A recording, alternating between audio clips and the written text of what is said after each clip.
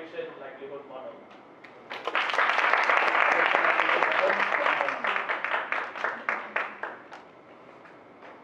Thank you, Saleh.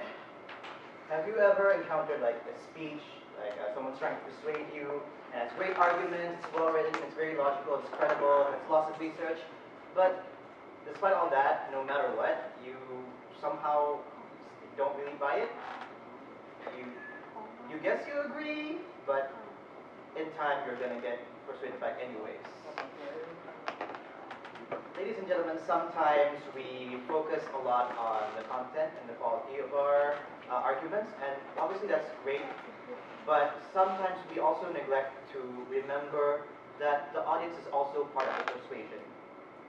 A very good evening to fellow Toastmasters, welcome to all the Thailand international students, and hello to the other guests, PCM mates, I see you two there. Hey! Alright, for now, today I'm going to share with you something I've learned from one of my classes, and it's called the Elaboration Likelihood Model. So Elaboration Likelihood Model, what is it? And I'll be talking about what is it, and then I'll talk about how you'll be able to use it, and how can you use it for your own benefit. So what is Elaboration Likelihood Model? So basically, Elaboration Likelihood Model, it's dual process theory of persuasion created by Richard E. Petty and John Kakiopa, and it has been used in advertising, marketing, and healthcare. So what Elaboration Likelihood Model, ELM, is all about is that it describes how receptive we are to persuasion, depending on how involved we are on the topic. So elaboration in this case, it means that how much we are willing to think about that certain topic. Are you going to think really hard about that certain topic? You're going to analyze everything, or you just don't care and like, oh, okay, I guess so. So if you think a lot, it means you have a high level of elaboration, and the other one is true. So basically, the low level of elaboration you don't really think too much about. So in Elaboration Likelihood Model, a person will go, whenever a person receives a form of persuasion, they process that information into paths. So one is the central path. In this central path, the listener will think really hard, analyze thoroughly and carefully about the quality of the content. Is the argument logical or clear?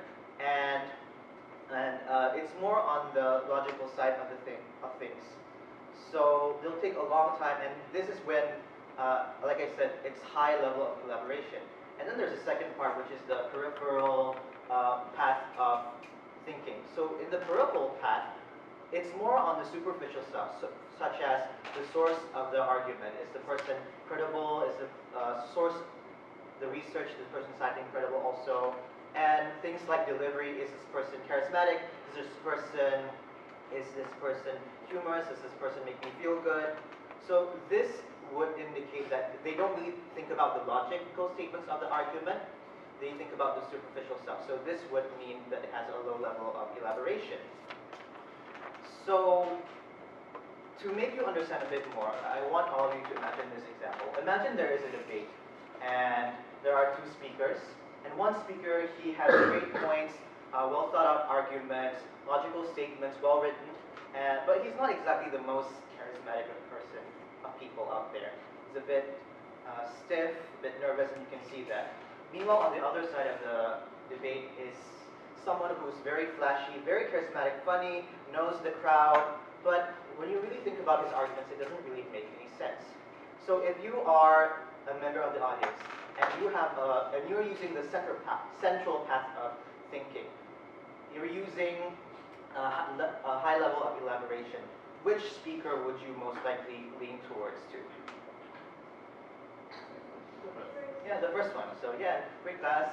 And if you are using the peripheral, then it would make sense that you would focus more on the second one. So that's how the Elaboration Likelihood Model works. So with all of that being said, why should we care about this? Do we have an effect on this? Yes, you do. Because the determinants of whether your audience, your listener, will be thinking in terms of central path or peripheral depends on two variables, which is motivation and ability. Now, motivation is really about how relevant the topic is to the audience, how interesting the topic is to the audience. For example, maybe you could talk about the place the place the audience is, where he is from, and that would make it more engaging and make it more interesting for the audience to use the central path more. Whereas if it's more on like nothing related to the audience whatsoever, then you'll obviously know that you won't really pay attention as much. And then the ability, that's very simple. It's really it means can your audience understand what you're saying? Is the listener able to understand the information or the persuasion that the persuader is giving? So obviously, if you really can't process it, you don't really want to spend so much energy on thinking on that information in the first place. So obviously, with this being said, if you as Toastmasters, you are as speakers, what you want to do is to convert your audience into central path. Actually, what's the difference between the peripheral and the central path is that in the central path, your arguments, while it takes long to process, it is actually more enduring and less resistant to other forms of persuasion. So your message will last long, and they will be loyal to you, and it's going to be predictable. Whereas if you go to peripheral, it's going to be easy come, easy go. So it is in your favor to want to go to the central path if you are going to persuade someone and make them loyal to you.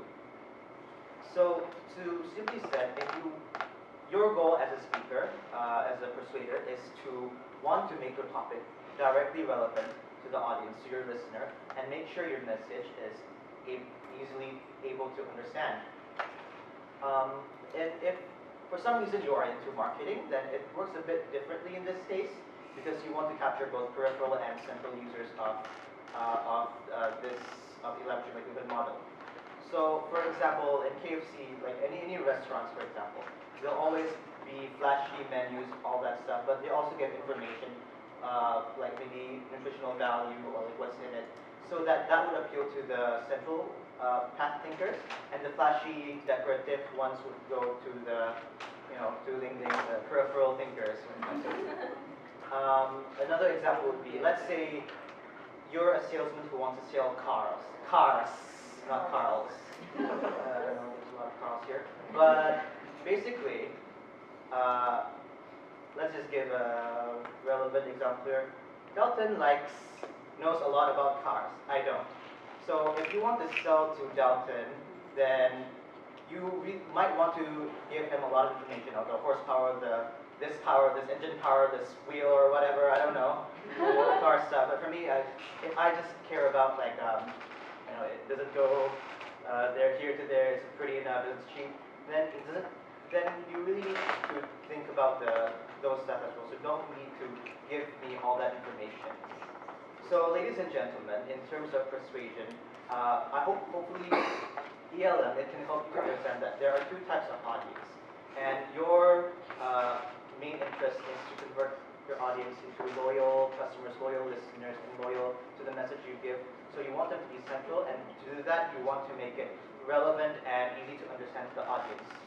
So I hope you can use this to your advantage, maybe in whatever persuasive endeavors you have. And with that, back to you, Sally.